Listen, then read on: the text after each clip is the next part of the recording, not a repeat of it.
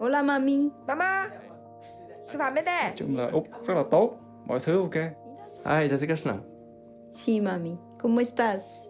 Australia was for me a big island, good beaches, nice weather, kangaroos. In Australia, everyone speak English, so of course I will improve my English. Why everyone speak English? Don't you want to go abroad, see the world, to get a job? From here. I wanted to travel. I wanted to go overseas to improve my English and to learn English. But my parents couldn't afford it. I still remember the first day when I told my mom I wanted to live in Australia, and she was like, "You're the only one child of us. If you choose to live overseas, we will be lonely." Okay, tại sao con muốn đi Úc? Actually, my parents didn't agree with my decision. Tại sao đến Úc làm gì khi có công việc rất là tốt ở Việt Nam? Father, I want to go to Australia. I want to apply for visa. I already got my visa. My father runs a business in India, and I really didn't want to just directly step into it after graduating without making any efforts. To get to Australia, you must pass the English exam. You can't quit your job. You have no time to study, my parents said. In India, to get into a good uni, you need to get 100%. You know, 100%, that's the cutoff point. In Vietnam, I used to work with the foreign companies, and I think my English is very good. In Colombia, you gotta get into uni, get a good job, get money, buy a car, get a house, save a family, kids, a husband. In China, if you don't get married in your late 20s, people will think you have some problems.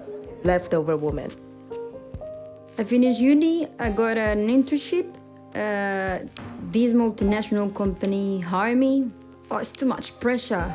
One day I realized it wasn't the life I wanted. It was like I was too young for that.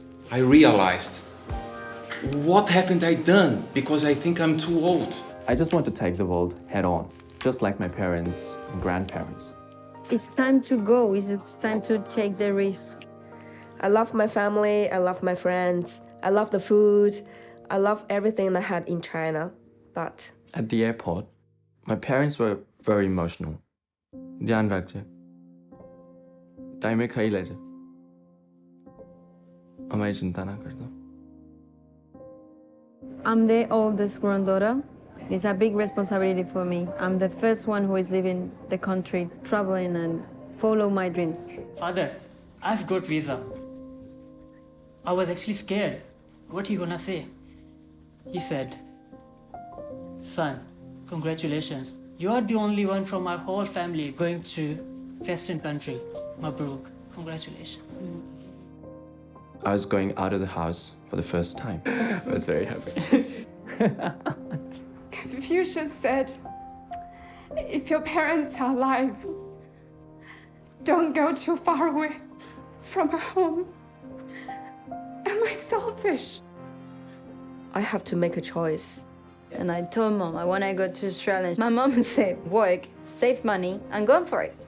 Yeah. The next day, my mom called me and she said, oh, I talked to your dad, and if you can live in a better life in Australia, you can just stay there. Oh, I was so touched. Yeah. Ba mẹ khỏe không? Yeah, con okay. I call them by FaceTime and Facebook. I just want them know that I'm okay in the new country. I began to love this country, this city. I love it here because it's hard to find someone I know, and that's good and bad. Hi, what's your name?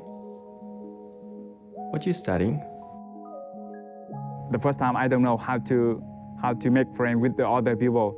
It's not easy to get into Australian culture with real Australian families.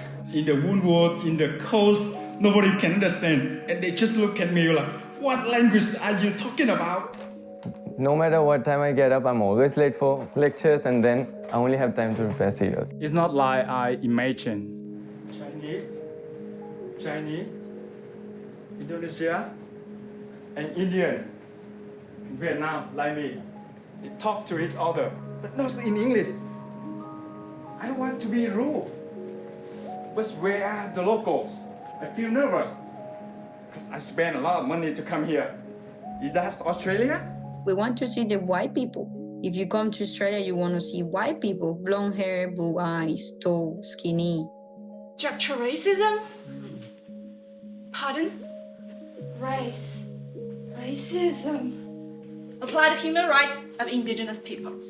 I'm the only Chinese in my class. All the rest are locals. Different accents. Wow, it's really hard. And the thing is, when I try to talk with them, they don't understand. Every country has slang words, but I don't understand why do you put fuck in the middle of every sentence. And it is one good thing about Australia that I'm serious. The sandwich, the pie, yeah, it's really strange with me. It's not tasty, it's not charming, but after I take and I feel, oh, I can eat, I can adapt. The good thing is there's a separate aisle for cereals. Oh, gluten-free, dairy-free, allergic to nuts. Oh, I'm very sorry. I'm trying different things. I do everything, you know, Christmas trees, nanny, aged care, the most difficult thing in this country. And waitress, and cleaning, and massage, and marketing, and everything. But I'm doing this job to improve my English. Now I don't talk. I just clean. Housekeeping. In my culture, that's embarrassing. It's no. You don't talk about it. You have a degree. You was working in a multinational company. You were someone. What the fuck, Asian? Why you are coming here? Why you Asian come here? You Asians. Most of Aussie don't think like that. Or do you? You gotta get the best mark, you gotta get to the best you're gonna get the best mark, you're gonna get to the best university. Outperform yourself, get ahead of yourself. Oh my god, you know that? I can write in essays or a thesis very well.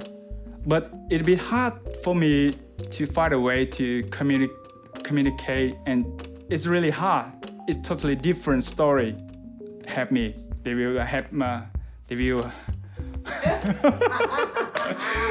International English Language Testing System. IELTS test. Pronunciation. I did the IELTS test.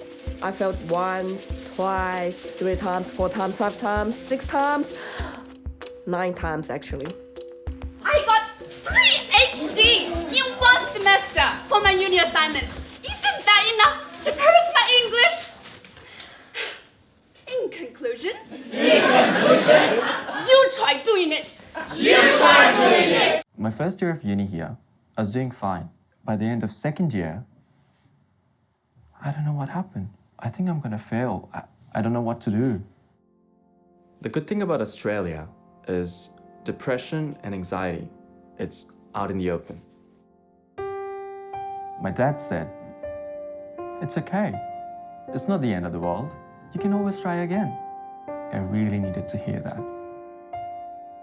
I don't like to lie to anyone, but this is something that I have to hide. Should I come out to my parents or not?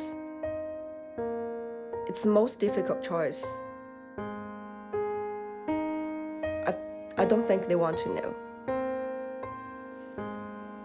I'm sorry, Mom.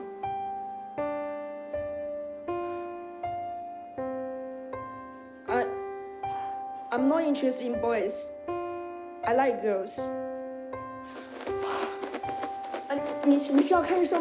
My mom was my best friend, and I wanted my best friend to know, like, the true version of myself.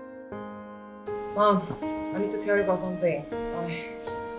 I've been through a hard time lately. My homesick said that it would be better for me to talk to you. Oh, 没有怀孕啦. No, I'm not pregnant, please. Because she loves me, so she is trying to accept that. To get something, you have to lose something. You have to make a choice. I just want to go home. This is not our country. But just think about it. A cleaner, a waitress in our countries can have the life that we have here. That's fucking true. Well, yeah, my attitude has changed. I appreciate every single job, from a doctor to labor, waitress, cleaner. And you know what? I came up with the idea. I will do Uber. Wow, that's great. That's a good way to help me to understand more about the culture, not even about the language. With the Aussies, I had to train myself to drink. I love living here. I can feel more about myself. I can be who I am. I graduated from the university, and then very excited, I got 2 years for working visa. And then coronavirus come in. Many international students lost their jobs. I spent every bit my saving for education, for the living cost. If you can't support yourselves, you should go back to your countries. And now, I have nothing for saving. In such a situation, I guess, the least which was needed was some empathy from the Prime Minister. That was a bit, oh my God, what just happened? My parents asked me to come back because you have a house here, you have love here. And if you are isolated, you need to be with people you love and people that love you. So I said no, because I'm a warrior. I'm not gonna give up. We've spent so much money, so much time, so much effort to be a part of this community. Do I belong here? Are you okay? My neighbor, did you need something? You know, that's a very small thing, but it's really made me feel really warm. And I think that's the very truly image of Australia people. Accepting and respecting others and being very close to them, even though we have different culture. I realize I can have friends from everywhere in the world. I remember the day, 29th of January, 2018. My application for permanent resident was approved. Once you're here, you realize Australian can be anyone. I think it's really important for every kid to kind of step out and explore. Doing Uber, I've been serving more than 80 different countries and more than 3,000 trips. Forget the stereotypes. Forget it. Yeah, forget it. They don't exist. We create them. The one thing I learned that Australia is about the people from different races speaking sort of different English. I'm a bit of everyone now. I'm a bit Chinese, Vietnamese, Japanese, Italian, Brazilian. Australia is not just about one culture. It's everyone's culture. You just make your own. I would like to share very small, because when I do some Uber trips, so some people they just say, "Oh, you've been here for maybe for 10 years or for long? Are you an Australian resident?"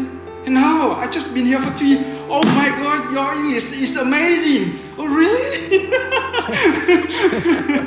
Oh really?